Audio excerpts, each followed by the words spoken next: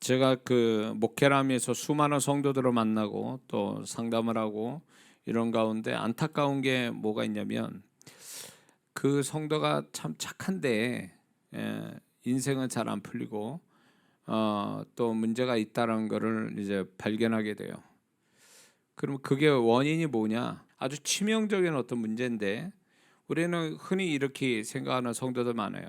내가 착한 사람이고 성실하게 신앙생활하고, 그리고 내가 좋은 뜻을 가지면 하나님께서 다 그걸 지지하신다.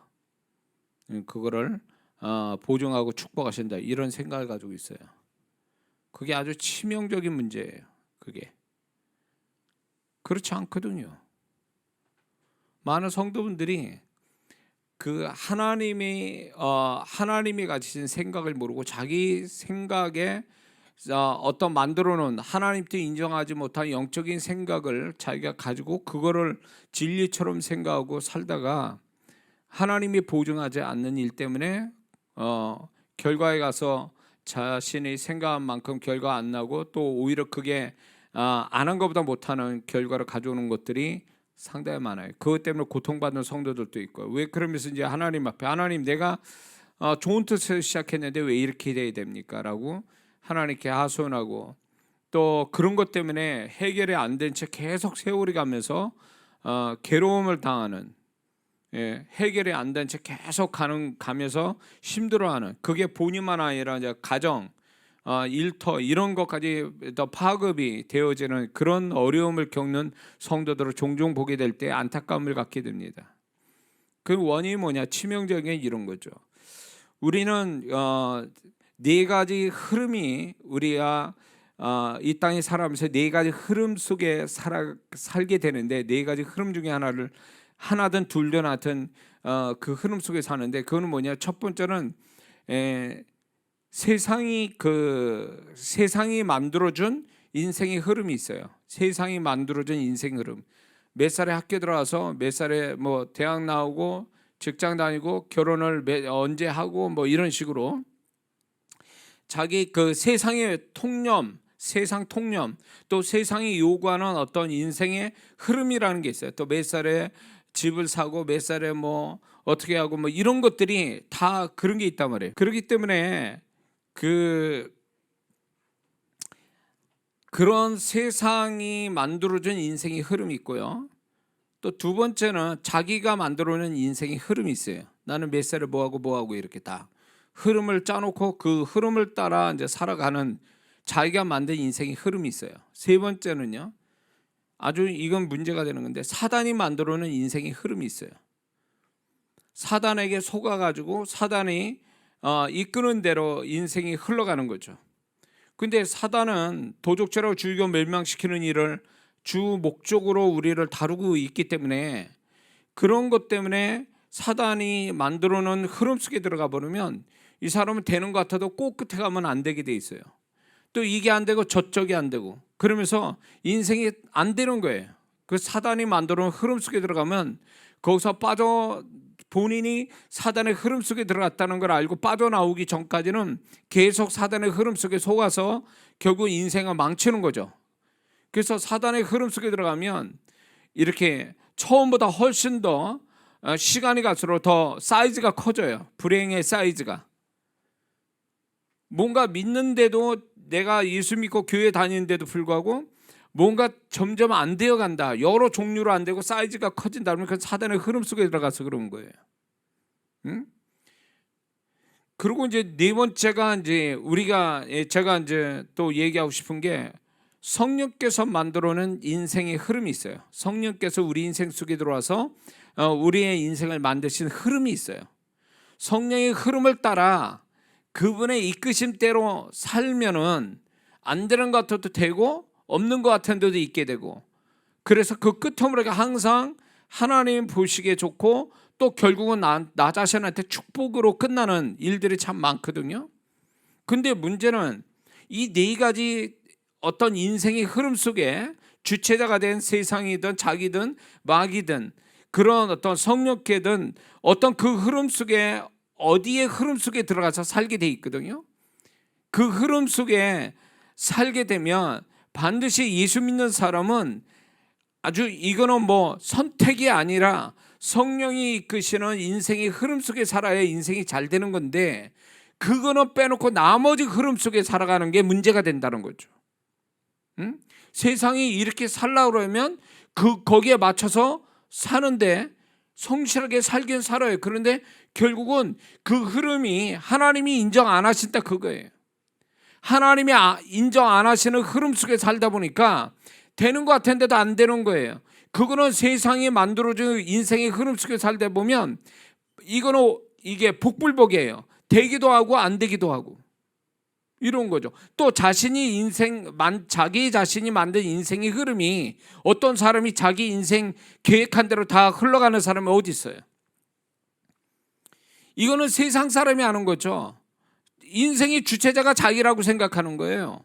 근데 예수 믿는 사람도 세상이 만든 흐름 속에 살거나 자기가 인생의 주체자가 돼서 자기가 만든 인생 속에 사는데 계획대로 생각만큼 인생이 안 나오거든요. 그런데 그게 자기가 생각한 이상의 삶은 절대로 안 나타나고 자기가 생각한 만큼만 나와도 성공한 인생이 되는데, 보통 그렇게 나오는 게 아니라 자기가 생각하지 못한 그 수준에서 결말이 꼭 나온다는 얘기죠. 그러므로 예수 믿는 사람이 성령께서 우리를 다 아시고 장래를 아시고 나의 체질을 아시고 나의 모든 조건을 아시는 그 성령께서 이끄시는 삶이 최선의 삶이고, 그 속에서 우리가 수고하지 않아도 성령께서 우리를 위해 수고해 주신 일로 인하여 인생이 나와 그분의 손길로 인해서 잘 되어가는 인생, 그래서 내가 생각한 이상의 삶이 나오는 게 그게 최선의 삶인데 그 삶을 살려고 애쓰지 않는다라는 게 문제인 거예요. 최악의 상황은요, 사단이 만들어놓은 인생의 흐름 속에 살아가는 사람들이에요. 교회는 다니는데 인생이 안 풀려. 뭐 맨날 마이너스고 사고 터지고. 그런데 그게 다양하게 나타나. 시간이 갈수록 사이즈도 커져. 이런 성도는요 헷갈리는 거예요. 난 교회 잘 다니는데 왜 그런 일이 벌어진지 모른다는 거죠. 여기서 치명적인 게 문제가 뭐냐면, 이 네 가지 흐름 속에 치명적으로 또 아주 중요한 그 법칙이 뭐냐, 선택과 결정을 제대로 하느냐는 거예요. 처음에 선택과 결정을 어떻게 하느냐에 따라서 그 다음에 흐름이 어떻게 될 것인가가 이제 결정이 나는 거거든요. 근데 이제 사단의 흐름 속에 들어간 사람들은요, 사단이 계속 그 사람을 안 좋은 쪽으로 선택과 결정을 하도록 유도를 해요.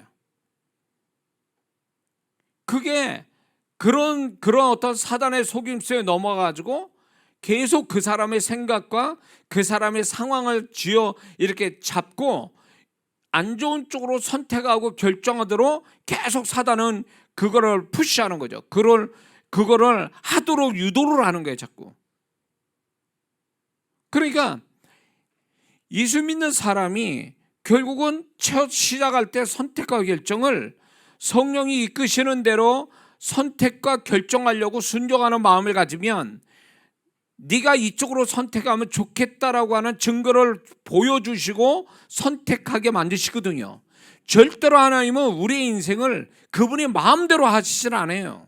우리가 내가 그분이 내 인생의 주체자고 그분이 나를 이끌어 간다는 걸 인정할 때는요, 그분이 반드시 우리의 인생에 어떤 선택과 결정할 때 나는 이쪽으로 가는 게 맞다고 본다, 네 인생 속에. 그러면서 네가 그러면 나한테 물어볼래?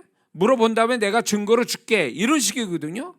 근데 그런 거를 인생의 주체자를 결정과 선택을 자기라고 생각하기 때문에 상황 따라 아니면 자기 기분 따라 계산 따라 그런 걸로 자기가 막 선택을 해버리는 거예요. 자기가 인생의 주인이니까. 그렇게 하다가 나중에 낭패를 당하면 그때 하나님 찾는 거예요. 이미 때는 늦은 거예요. 왜? 처음에 선택하고 결정할 때는 하나님과 의논하지 않고 하나님께 왜 묻지도 않고, 그러면 하나님이 범사의 그를 인정하라, 그러면 너희 길을 지도하라.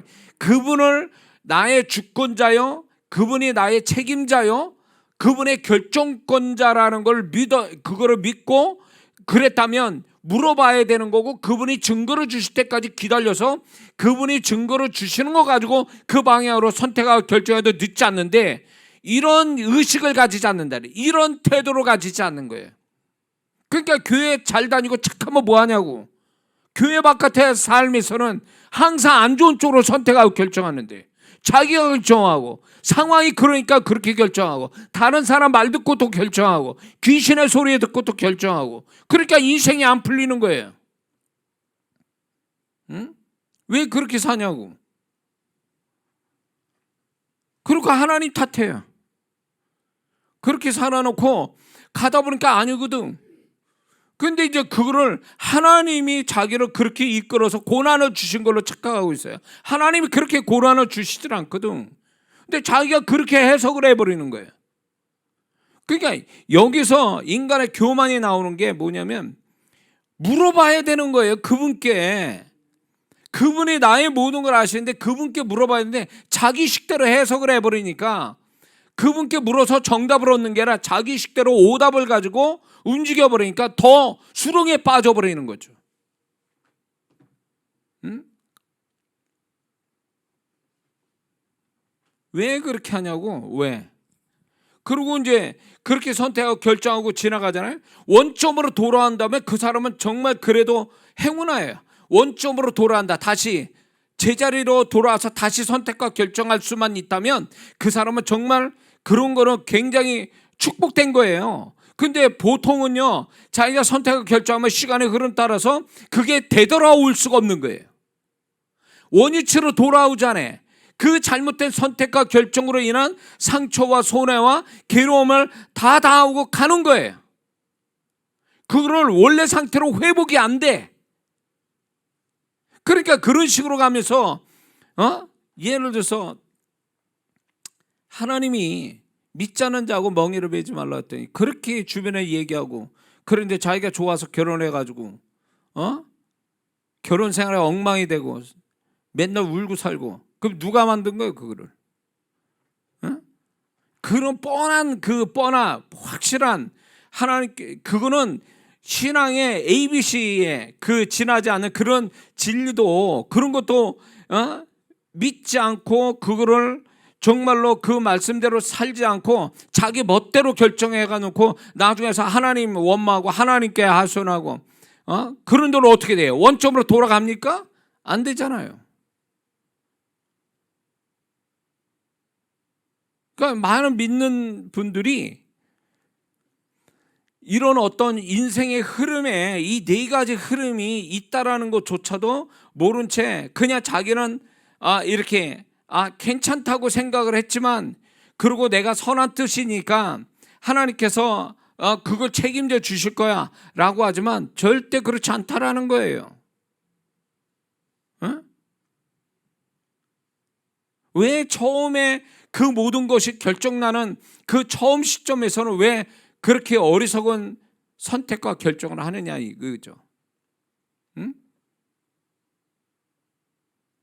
충분히 하나님이 주권을 인정하는 성도에게는요, 반드시 하나님께서 그 성도가 바라는 대로 반드시 하나님의 뜻을 어떤 식이든 나타내 주시거든요. 그래서 절대로 잘못된 선택을 하지 않도록 분명히 하나님이 증거를 주시는데, 그걸 보고 선택해도 늦진 않아요. 시간상으로도 늦지 않는데 그럴 마음이 없는 거예요. 그럴 마음이 없어. 왜? 내 인생은 내 거니까 내가 선택하고 내가 결정한다는 거죠. 이게 얼마나 불신앙적인 사고방식인지 알 수가 없어요. 하나님은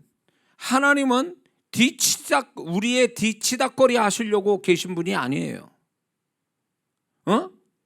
그러니까 세상 말로 설거지용으로 하나님 찾으면 안 된다 그거예요.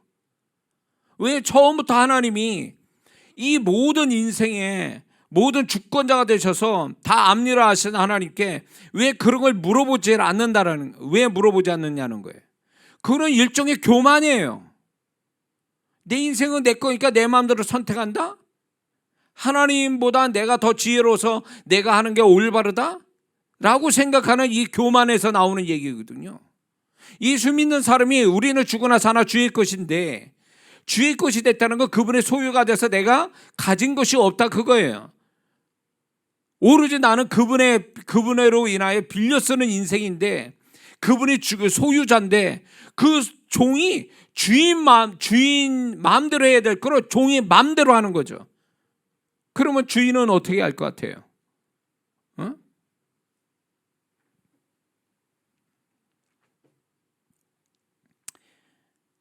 무지하거나 교만하거나 불신앙적이거나 이런 이유 때문에 처음에 하나님과 더불어 이렇게 하나님이 이끄신 대로 흘러갈 줄은 흘러가야 될 사람이 자기도 모르게 하나님 앞에 무지한 자가 되거나 불신앙을 가진 자가 되거나 교만한 자가 돼가지고 결국 인생이 하나님 뜻대로 흘러가는 게 아니라 잘못되게 흘러가서 결국 하나님의 손길도 못 미치는 곳까지 간다 그거예요. 그러니까 그건 최선의 삶이 아니에요. 중간에 물론 하나님께서 그 사람이 잘못된 선택과 결정을 해서 인생이 구부러져 가지고 인생이 어렵게 되어졌을 때 그 사람이 살려주세요 하나님, 내가 이런 문제인데 살려주세요 이렇게 기도한단 말이에요. 그러게 하나님이 은혜의 하나님이고 사랑의 하나님이니까 그런 기도와 그런 불쌍한 모습에 건져주신단 말이에요. 그 건져주시는 그 삶은 최선의 삶이 아니라 차선의 삶이고 최악의 삶인 거예요. 사실은 하나님이 바랬던 삶이 아니거든요. 본인이 만들어 놓은 삶이잖아요. 그건 하나님이 그렇게 살라라고 얘기하셨냐고. 아무리 그게 좋은 뜻이고 상황이 나를 속여가지고 나를 유혹해가지고 그렇게 할 수밖에 없다 할지라도 그거는 변명과 핑계와 이유가 하나님 앞에 안 통한다 그거예요. 우리가 교회에서 주님이라 부르면 내 삶에 주님이 주인 되게 해 드려야 되는 신앙이 돼야 되는데 왜 교회에서만 통용하고 교회 바깥에서는 그게 안 통하냐 그거지. 그러니까 주님이 그 사람 인생 속에서는 교회에서는 주님 대접을 받는데 주님이 그 사람 인생에서는 주님이 대접을 못하고 계시는 거죠. 기껏해야 이제 내가 문제가 터지면 그때서 나를 도와주시는 도우미에 지나지 않는 거죠. 그분이 주님이 되시는 게 아니에요. 도우미, 헬퍼가 되는 거예요. 헬퍼. 돕는 자로 계신 주님이 아니란 말이에요. 그분은 우리의 주권자가 되고 싶어 하는 거지 그분이 나를 옆에서 돕는 자로 계시고 싶어 하는 분이 아니란 말이에요.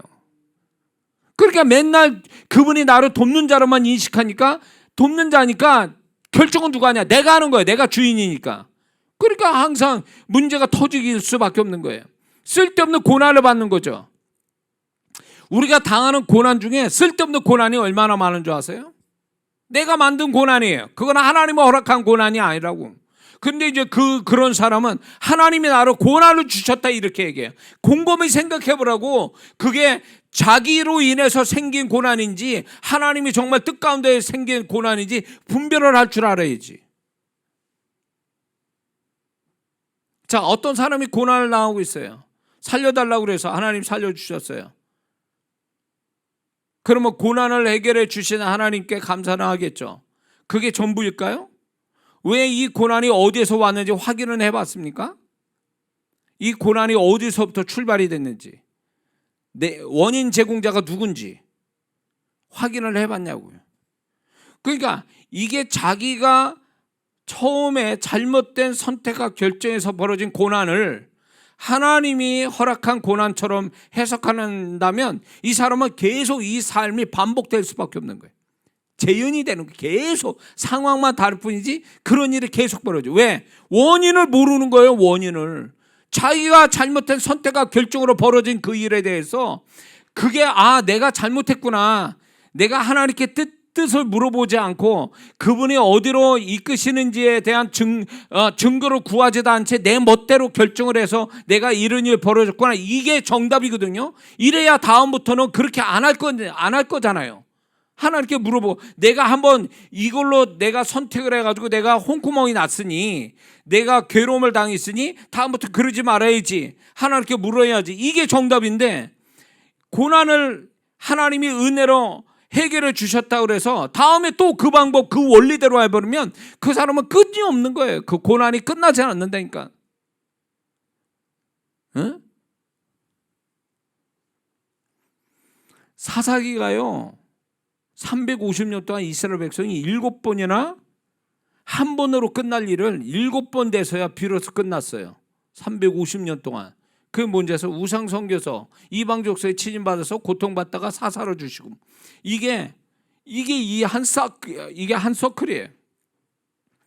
그러니까 이스라엘 백성이 교만하고 밀어내서 목이 곧아서 자기들의 잘못으로 인해서 그런 어려움을 겪었다는 걸 7번째 가서 알게 된 거예요.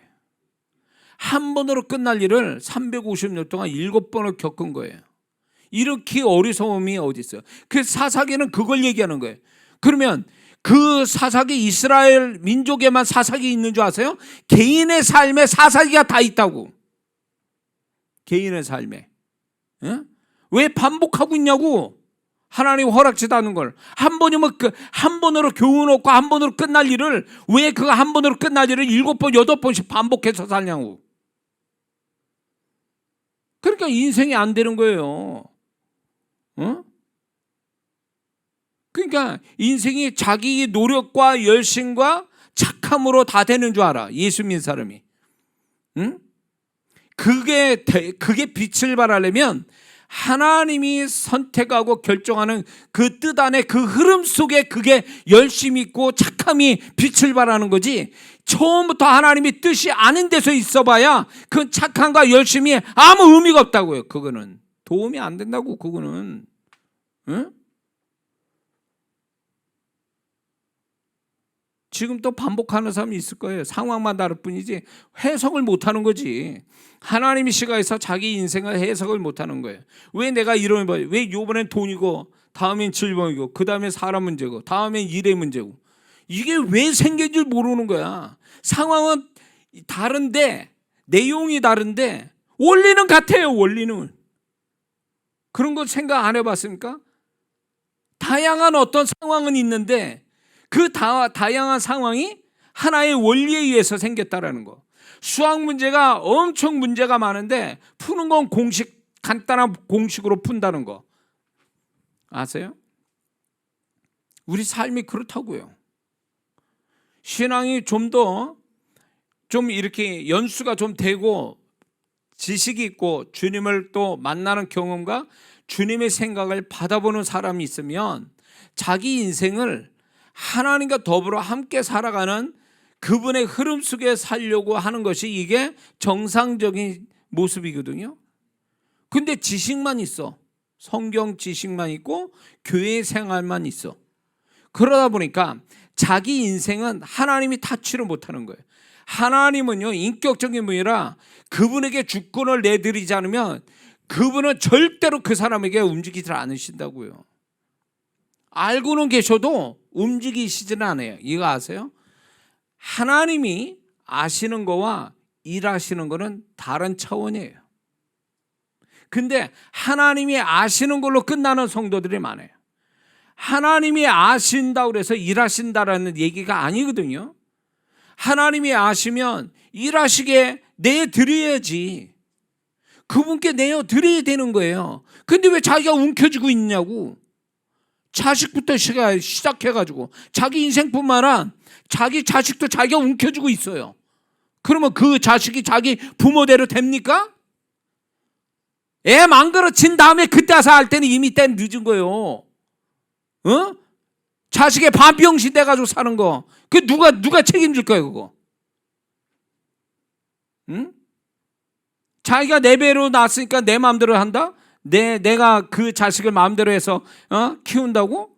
그건 하나님 되자는 얘기잖아요. 그 자식에 대해서 하나님이 그 생명을 주셔서 내가 그의 부모가 됐다면 그 자식은 하나님이 생명을 주실 때 이유가 있고 그 자식도 하나님의 어떤 뜻이 있고 계획이 있고 사명이 있고 다 있는 건데, 그러면 그거를 이룰 수 있도록 부모가 옆에 사이드에서 도와주는 거, 그 역할이 부모지 앞장서 가지고 자식을 마음대로 이리 가라 저리 가라 하는 건 아니라 그 얘기예요.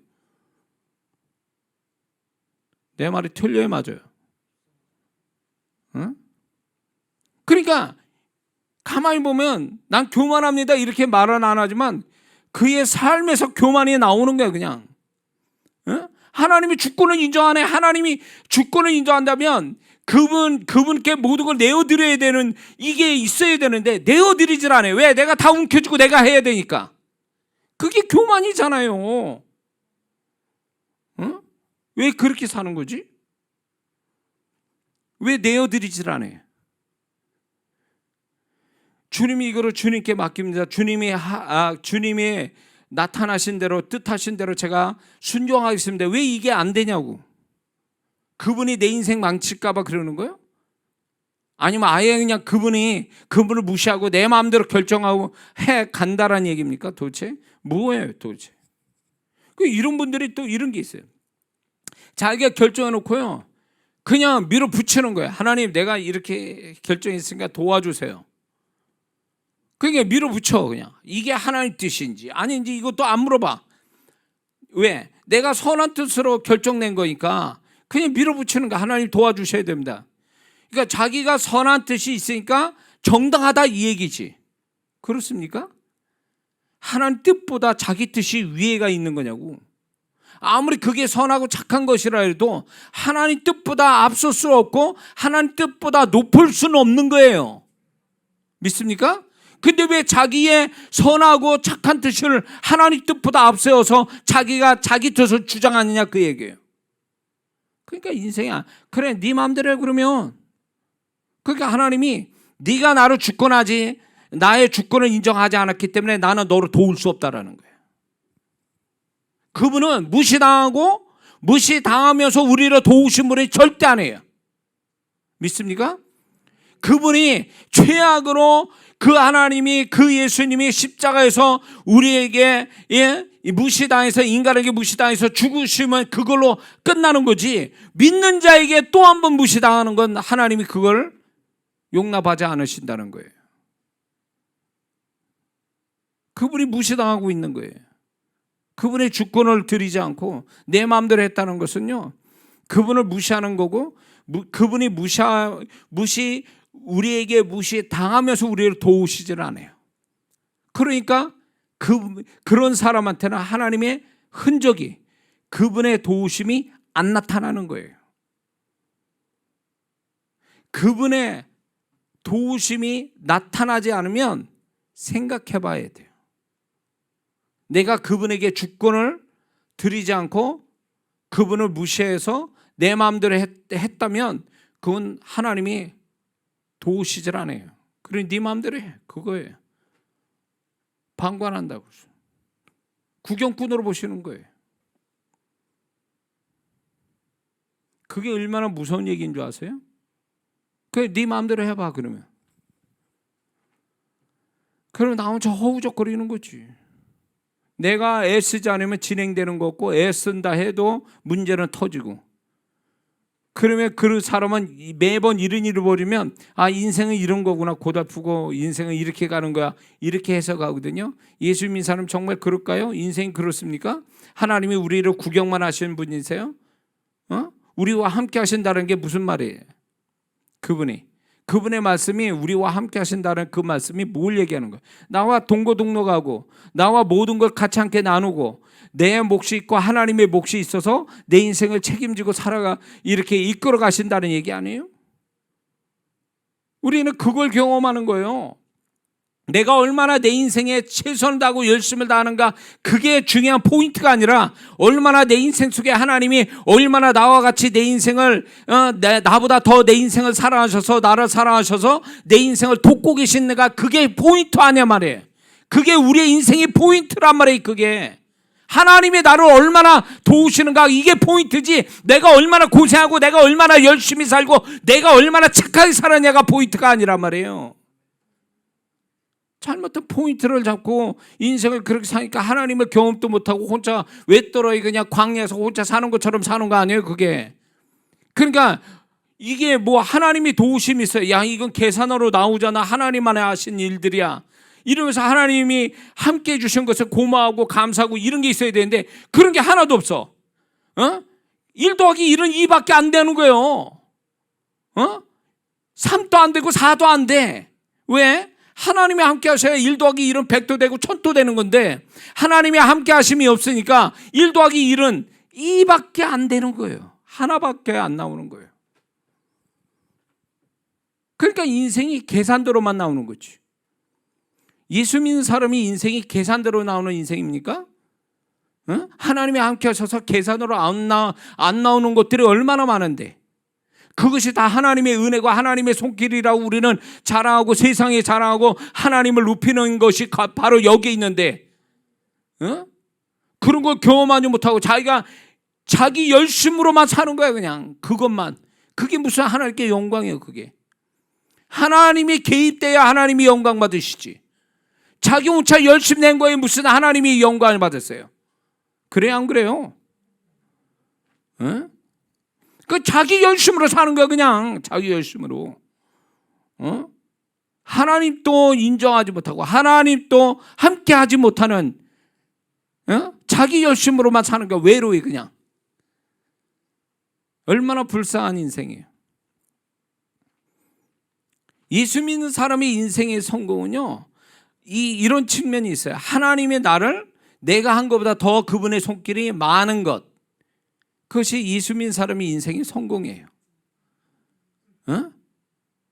그래서 이게 다 하나님이 하신 거예요. 이게 빈말이 아니라 실제로 자기 삶에 하나님이 일하심이 이렇게 많아가지고 너무 그게 선명하니까 하나님이 하셨어요. 이렇게밖에 말 못하는, 이게 정말 인생의 복 아닙니까? 예수 믿는 사람의.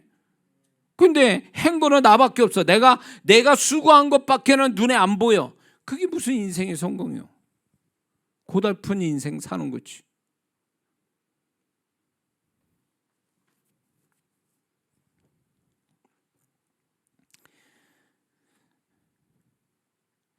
그래서 오늘 또 이 메시지를 듣는 분들,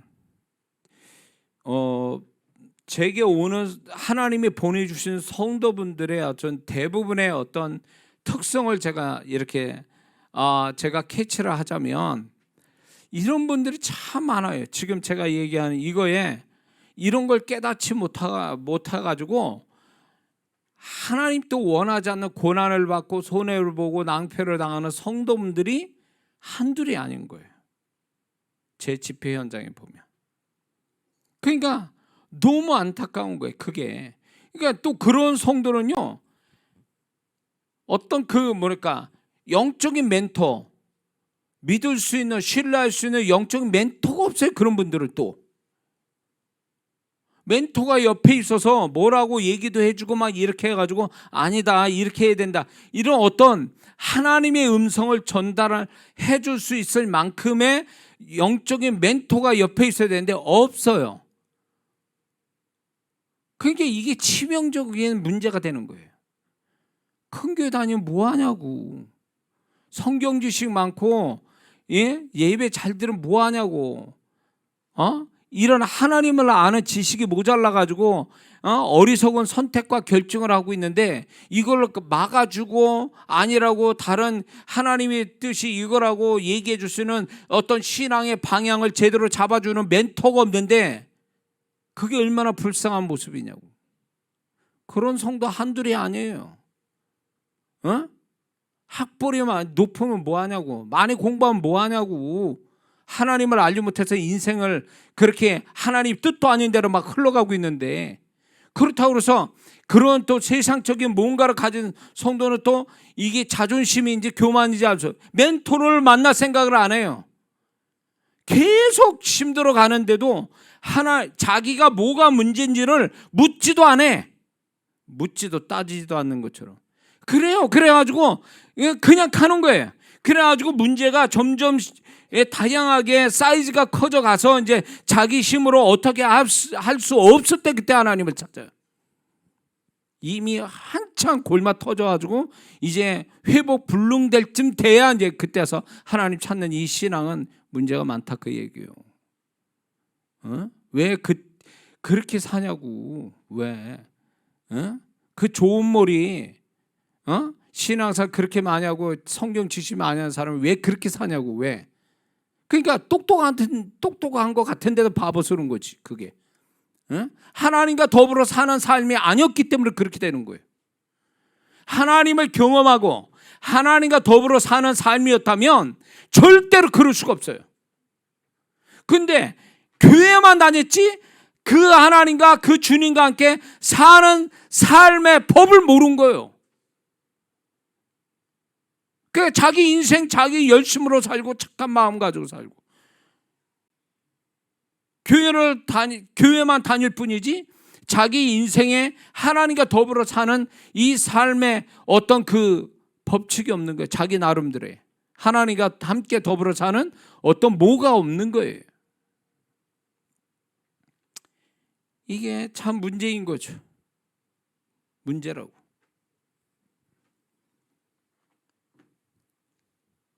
옳고 그르고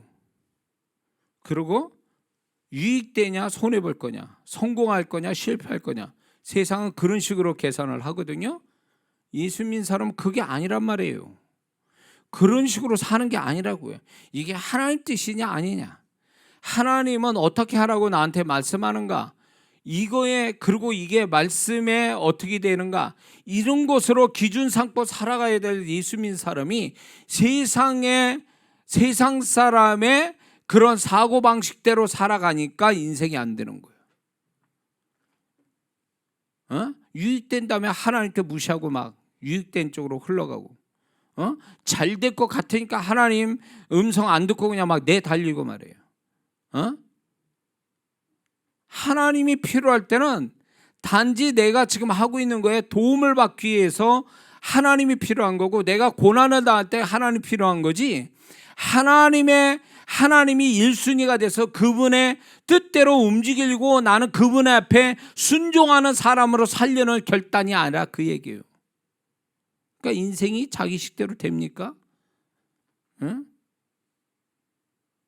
고난을 받아도요, 같은 고난이라도 하나님의 뜻에 순종해서 오는 고난이 있고요, 하나님 뜻도 아닌 데서 받는 고난이 있어요. 고난은 같아도 고난의 내용이 다르다 그 얘기지. 그래서 하나님의 뜻에 순종해서 오는 고난은요, 가치가 있어요. 고난받을 가치가 있어요. 그리고 그 뒷감당은 그분이 다 감당하시고 그 결과는 이미 하나님이 그 책임지게 돼 있단 말이에요. 믿습니까? 그분을 전폭적으로 신뢰하고 그분께 걸었는데, 내 모든 걸 걸었는데 그분이 책임 안 지시겠냔 말이에요.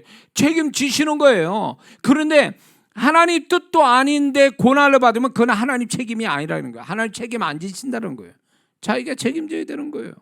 하나님은 그래도 그 성도가 괘씸해도요, 살려달라고 하나님 찾으니까 그나마 족한 은혜, 차선의 은혜와 차선의 축복만 주시는 거야. 겨우 원점으로 회복시켜 주시는 것밖에 없다 그거예요.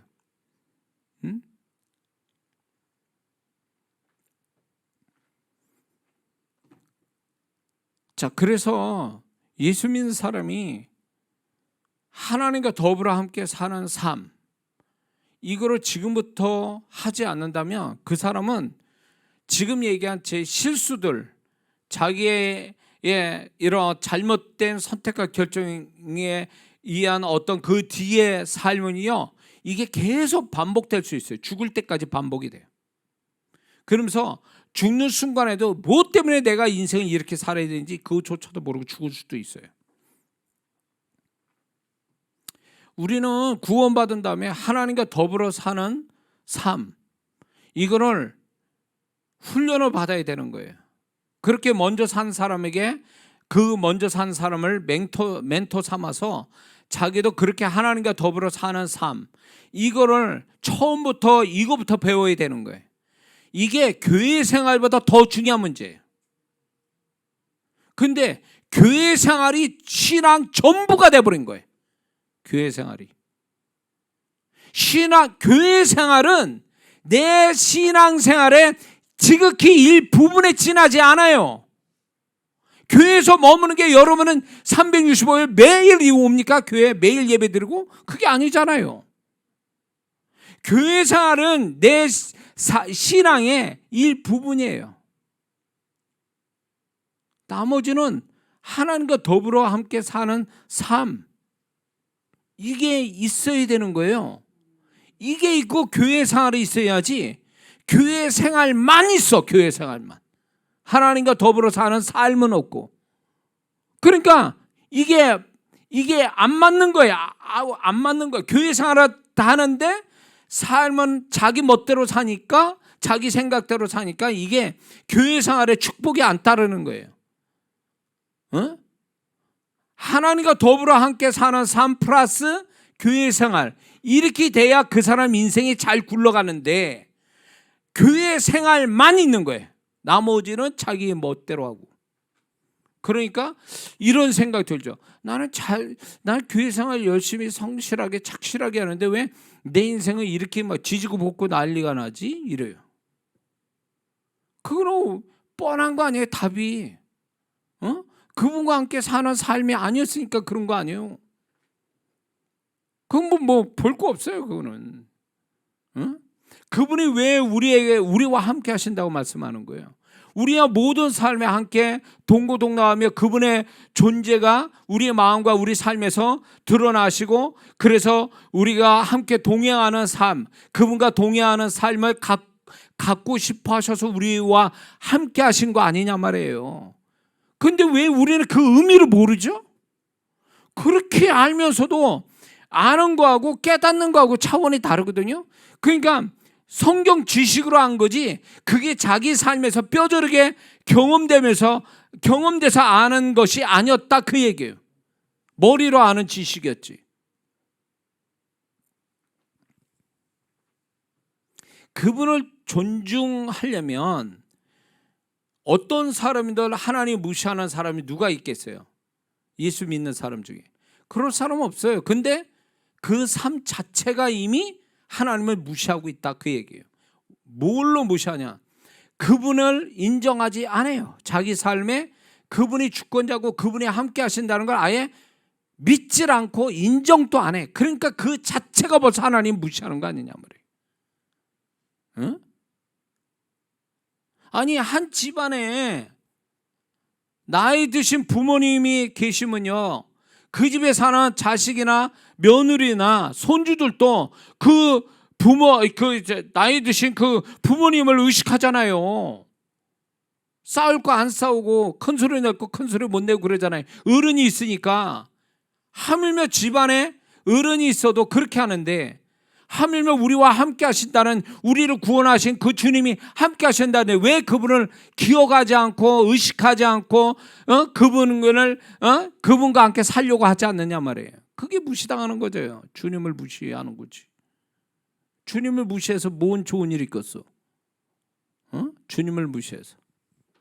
그러니까 본인도 모르게 주님을 무시하니까 주님의 무시당하신 주님이 그 사람한테 선명하게 나타나시겠습니까? 안 나타나시죠. 그러니까 자기 혼자 신앙생활하는 거예요. 응? 주님이 선명하게 그 사람 마음과 삶에서 정말 존중받으신다면 그분이 나로 인해서 내가 그분을 의식하고 그분의 주권을 인정해서 그분의 뜻을 묻고 그분의 뜻 앞에 순종하려고 몸부림치고 살면 그분이 존중받아서, 그분이 존중받는다면 우리의 마음 안에서 우리 삶에서 정말로 풍성하게 드러내시는 것을 기뻐하시거든요. 그분이 드러나신다면 우리는 그분을 매일매일 경험하면서 그분을 찬양하지 않을 수가 없는 거예요. 그분이 얼마나 나에게 드러내기를 얼마나 원하셨냐 말이에요. 그런데 그분을 드러나시도록 내가 그분을 존재를 존중해 드려야 되는데 존중하는 삶이 아니잖아요. 그게 교회 와서도 딴 생각하고 주님 말은 그렇게 하는데 마음은 이미 주님에서 떠난 그 성도들이 얼마나 많아요. 그분이 얼마나 드러내시길 좋아하신지 여러분 아십니까? 구약에서 하늘에 계셨다가 신의 산으로 내려오셨다가 이제는 그것도 모자라서 이제 육체로 입고 오셨다가 이제 육체로 오셨다가 우리를 위해서 구원해 주신 예수님이 부활 승천하신 다음에 성령을 우리에게 보내사 우리의 마음과 우리의 삶에 같이 계시잖아요. 그것만큼 그분이 얼마나 가까이 계시냐 말이에요. 얼마나 우리에게 드러내시기를 얼마나 좋아하신 분인가를 그 역사가 얘기해 주잖아요. 근데 그분을 풍성하게 드러내기를 원하셔서 우리 삶과 우리 마음 안에 계신데 그분이 풍성하게 드러나십니까? 정말? 그래서 그냥 그분의 나타남이 풍성해서 그분 얘기만 해도 바쁘고 말이에요. 그분의 얘기가 풍성하고 말이에요. 이러냐고 하루에 자기 전에 한번 하나님이 얼마나 그분이 나한테 얼마나 풍성하게 나타나는지 기록해 봤습니까? 그거? 없잖아요. 한 가지도 없잖아. 한 가지도.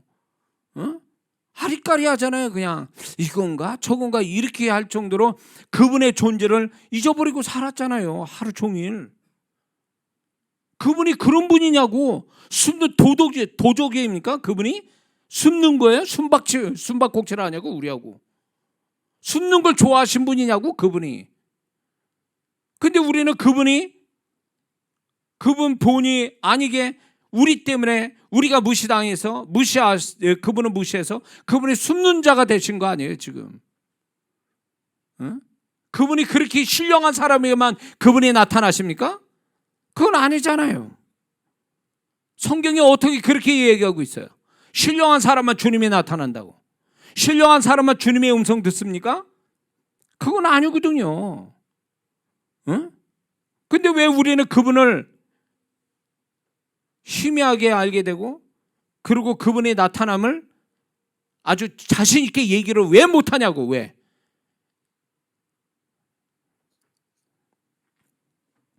그분을 존중하고 그분을 높이시려면요 성경 공부하는 게 아니라고. 성경 공부로 만족해서는 안 된다고요. 구약의 하나님만 열심히 알면 뭐하냐고. 지금 함께 하셨나 하나님도 모르는데. 그분이 지금 나와 함께 하시는 걸 그분을 알아들어야 되는 거 아니에요. 그분이 어떻게 계신지 그분을 알아들어야 되는 거 아니냐 말이에요.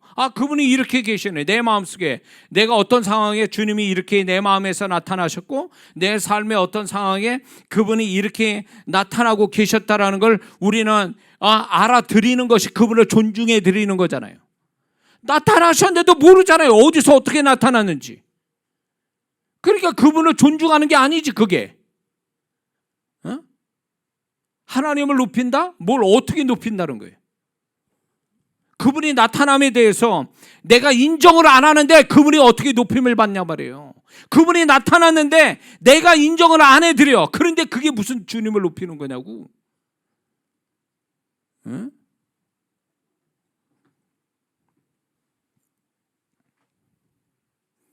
그러니까 우리는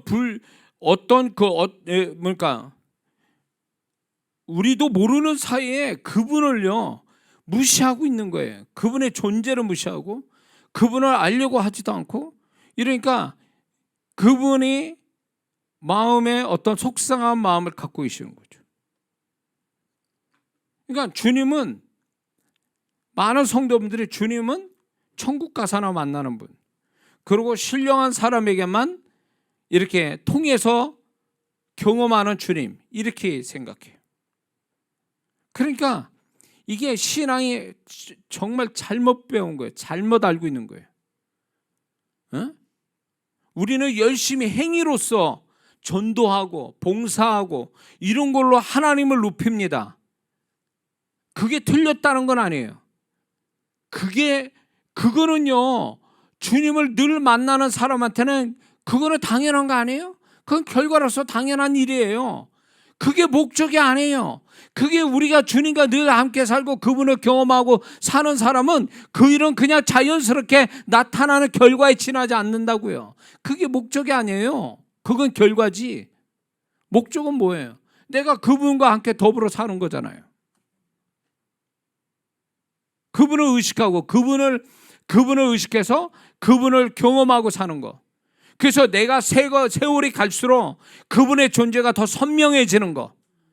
그분의 음성이 더 선명해지는 거, 그분의 마음이 더 선명하게 경험이 되는 거, 그분의 손길이 내 삶에서 선명하게 나타나는 거, 이게 세월이 갈수록 그래야 그게 정상이 아니냐 말이에요. 근데 신앙 5년짜리나 10년짜리나 1년짜리나 주님 모르기는 똑같아. 10년 지났는데도 주님 모르는 거 똑같아. 자기 하나님을 몰라. 자기 주님을 모른다고. 자기 자신에게 있는 주님을 몰라요. 다윗이 나의 하나님이라고 그렇게 시편에 강조하는 건 뭐예요? 난 조상으로부터 배운 하나님이 아니라는 거죠. 자기 삶에서 배워진 자신이 경험된 하나님이니까 자신 있게 나의 하나님, 나의 소유된 내게 가까운 하나님이라고 그렇게 표현하시는 거잖아요. 표현하고 있잖아요, 다윗은. 그럼 우리도 그래야 된단 말이에요. 다른 사람의 주님은 몰라도 내게 있는 주님은 내가 너무 잘 알아. 나의 주님은 나를 잘 아셔서 내가 이럴 때 그분이 이렇게 나타나고 말씀하시고, 내 삶에 나만의 삶 속에 하는 주님이 이렇게 나타나셨어 라고 얘기할 수 있어야 되는 거예요. 남의 주님은 뭐 알 수가 없잖아요. 그러나 내가 경험한 나의 주님은 내가 자신 있게 얘기해야 그게 신앙이 제대로 된 사람이지. 주님을 얘기 안 하고 교회 얘기하고 있어. 목사님 얘기하고 있고 자기 교회가 어떤 교회라고 그것만 얘기하고 있어. 틀린 건 아닌데 그건 좀 뭔가 이상하지 않습니까? 그렇게 얘기할 정도면 전제가 뭐예요? 자기 자신의 주님을, 나의 주님을 얘기할 수 있는 사람이 먼저 돼야 되는 거 아니냐 말이에요.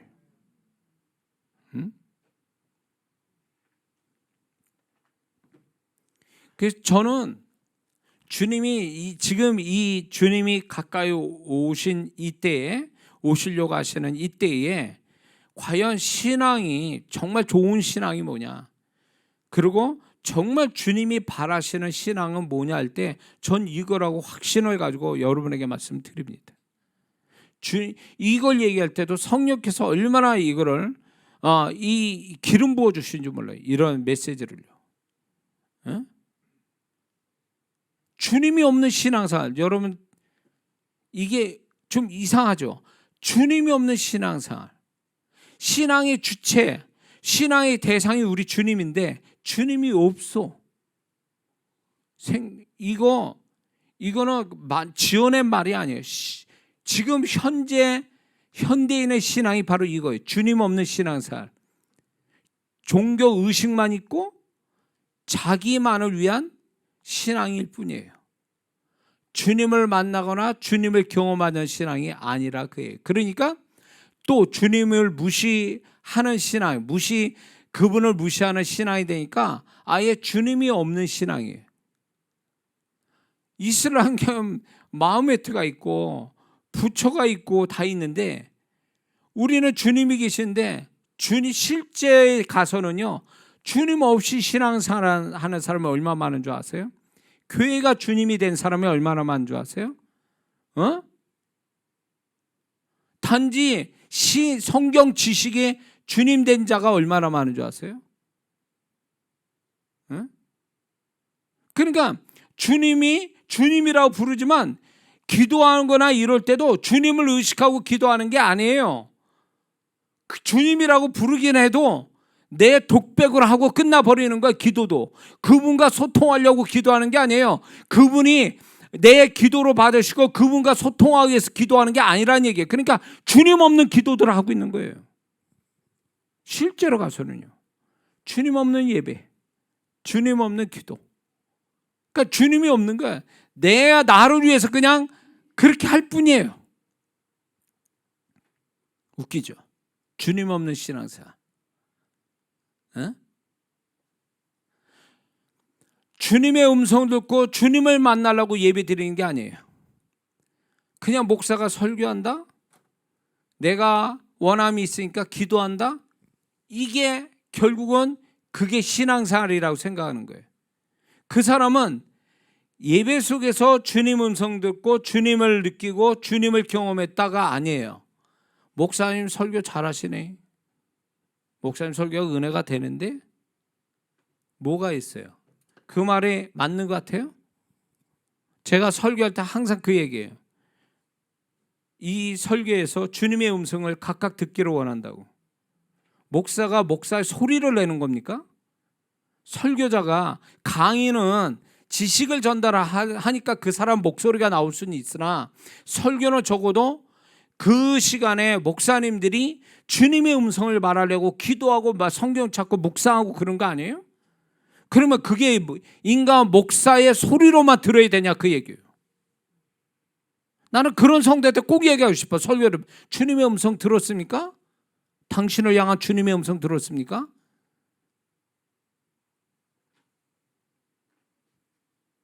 그러니까 이게 주님 찾기가 아니에요. 신앙생활이 주님 찾기, 주님 만나기가 아니라 내가 그걸로 해서 내가 어떻게 만족이 됐냐, 내가 어떤 기분이 좋았냐, 만족했냐, 은혜가 됐냐, 이 차원이 중요한 거지 주님이 목적이 아니라 그거예요. 그러니까 주님 없는 신앙생활을 하고 있는 거지.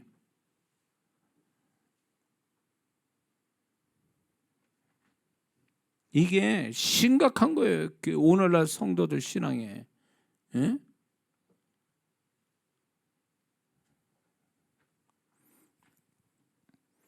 각자의 주님을 이렇게 경험하며 살려고 하는 이 몸부림이 그게 정상적이고 그렇게 살아야만 되는 거예요, 사실은. 그렇게 살려고 우리는 몸부림쳐야 되는 신앙인데 그렇게 하질 않고요. 뭔가 이게 신앙이 뭔가 빠졌다, 뭔가 좀 잘못됐다라는 거를 모른 채 신앙 행위에만 몰두하고 있고 자기 자신에게만 초점을 두면서 신앙이라는 수단으로 쓰고 있고 이래버리니까 넌 나하고 상관없는 일을 하고 있구나, 너 지금. 어? 넌 나하고 상관없는 신앙사라는 거야 지금. 넌 나를 찾지도 않잖아. 나 기억하지도 않고 난 의지하지도 않고 너는 나한테 묻지도 않고 나를 알려고 하지도 않잖아. 그러니까 주님 없는 신앙생활이 있지 뭐야 그게. 응? 그게 주님 기분 나쁘게 만드는 거예요. 그게 주님을 무시하는 거예요. 주님 무시한 자가 무슨 주님으로부터 존귀함 받겠어요. 그런 자가 무슨 주님으로부터 높임을 받냐고요. 자기도 모르는 사이에 주님을 무시하고 주님을 기분 나쁘게 만들고 있다는 걸 모르고 있어요. 신앙의 모든 주체, 내가 신앙의 대상, 우리의 신앙의 대상은 그 주님인데 그 주님을 경험하려고 몸부림쳐도 시원찮은 판에 주님 없는 신앙생활, 행위로만 치우치는 신앙생활을 해버리고 말았다 그 얘기예요. 그 바리새인들이 율법에만 치우치는 그런 행위로서만 인정받으려고 하는 바리새인이나 뭐가 달라요 지금? 주님 빠진. 그러니까 라오디게아 교인들의 문제가 뭐예요? 주님이 빠진 신앙생활이잖아요. 주님을 제껴놓고 주님을 막아버린 그 신앙생활을 주님이 철저하게 책망을 하시잖아요. 우린 신앙생활 다시 해야 돼요. 이게 핵심, 신앙의 핵심을 놓쳐버리는 거예요. 겉껍데기만 붙잡고 있는 거지 신앙을. 핵심을 붙드는 게 아니라.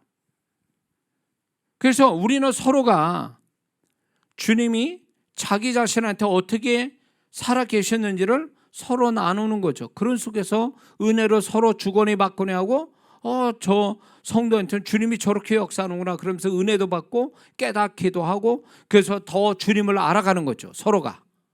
그렇게 하면서. 이게 신령한 교제 아니에요? 근데 주님을 얘기 안 해.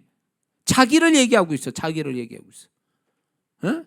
그러니까 교회에서 신령한 교제라는 게 바로 주님을 서로 얘기 나누고 은혜 끼치는 그게 아니라 주님이 목적이 되고 주님이 주인공이 돼서 그 주님을 알아가는 게 아니라 쓰잘데없는 세상 이야기만 하고 있고. 어? 그러니까 이게 성도의 교제 안에 교제 속에 성령이 교통하고 성령이 역사하고 그래서 서로를 성령의 충만함을 주는 거 그게 신령한 교제인데 그게 안 된다 그거예요.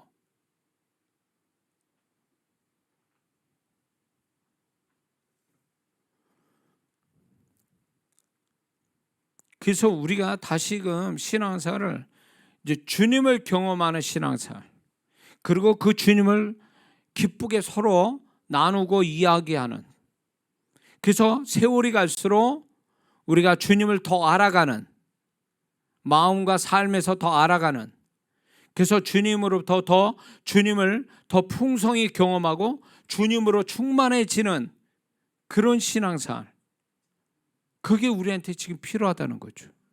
믿습니까?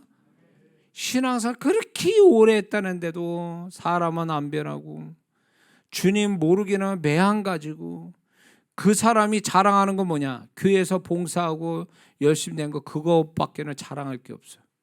얼마나 허망한 거예요 이게. 왜 그렇게 살아계시는 24시간 살아계신 주님을 몰라라고? 이 성경 속에 과거의 그 하나님을 안다면 현재 하나님을 알고 있어야 되는 거 아니에요? 왜 과거의 하나님을 알면서 현재 하나님을 왜 모르냐 말이에요. 자기와 함께 하신 하나님. 이게 너무 아이러니한 거예요. 과거의 하나님을 알게 하려고 성경을 주셨다면 그 과거의 하나님을 알게 하신 이유가 뭘까요? 현재 하나님을 더 알게 하시려고 과거의 하나님을 우리가 성경을 통해서 배우는 거 아니냐 말이에요. 그러면 그 하나님을 이제 나의 개인적인 하나님을, 이제 현재의 개인적인 하나님을 알기 위해서 지금 신앙생활하는 거 아니냐 말이에요. 성경을 보는 게 아니냐 말이에요. 뭔 말인지 이해가 되십니까? 신앙생활 똑바로 해야 돼요. 우리 신앙생활에 하나님이 인정 안 한다면 끝장이에요. 이장한 목사가 애쓰고 힘쓰는 게, 야 너는 내가 너를 인정 못해. 얘기하는 거 이런 거 난 널 인정 못해. 그럼 끝난 거예요. 허무한 짓 하는 거예요 지금 내가. 인간 이장한 목사의 개인적 사견을 얘기하고 핏대 올려서 사견을 얘기하는 게 지나잖아요. 그런다면 저는 이제 그만둬야 돼요. 그리고 제가 이제 성령 사역을 뭘 하든 간에 그게 주님이 인정하시고 주님이 그래 네가 내 일을 대신하는구나 이런 거 아니면 정말 저는 정말 욕먹는 사람 되는 거예요. 정말 거짓 선지자 되는 건 시간 문제라고. 이렇게 되면 그게 제일 두려운 거예요. 저는 인간이 이장한 목사의 소리가 나오고 인간이 이장한 목사의 거짓 선지자 노릇하고, 이게 제일 무서운 얘기예요. 이게 제일 무서운 얘기라고. 그렇게 안 되려고 몸부림치는 거죠. 그렇게 안 되려고 주님이 내 입에 주님의 말씀을 담아서 말하게 해달라고 그러고, 주님께서 영혼들, 그 불쌍한 영혼들을 축복하는데 주님이 내 입을 비로 말씀해 주시기를 원해서 간절히 사모하면서 기도하는 거거든요. 저는 그게 아니면 제가 정말 무서운, 정말 엄청난 죄를 짓는 거예요. 거짓 선지자고 인간 이장 목사의 사견을 가지고 핏대 올리고 사람들을 홀리고 이러는 사역자가 될 확률이 높거든요. 그렇게 되면요. 그거 안 되려고 몸부림치는 거지. 그거 안 되려고. 여러분들도 마찬가지예요. 주님이 인정해 주지 않는 신앙 될까 봐 두려워해야 돼요. 주님을 무시한 사람은요 절대로 주님부터 높임 받지 못하고, 주님을 무시한 자는 주님의 보증 안 해주세요. 근데 주님이 우리가 주님을 존중하는 마음만 있다면 그게 서투르고 어설퍼도 내가 주님을 존중하는 마음으로 그런 태도로 갖게 되면요, 주님이 나의 그런 모습을 보시면서 기뻐하시고 그런 모습에서 존중을 받으시는 거거든요. 뭘로 존중한다는 거예요? 여러분들은 도대체 어떤 게 주님을 존중하는 거예요? 행위 가지고 존중한다는 생각하면 큰일 나요. 율법적 행위 가지고 하나님을 존중한다는 것은 구약이나 얘기하는 거고, 신약에서는 우리가 그분을 살아계신 나와 함께 하신 주님을 의식하며 그분을 발견하면서 그분을 위한 신앙생활을 하려고 할 때 그분을 높이는 거고, 그분을 존중한다는 거 이거 잊지 말아야 될 줄 믿습니다. 잠깐 기도하겠습니다.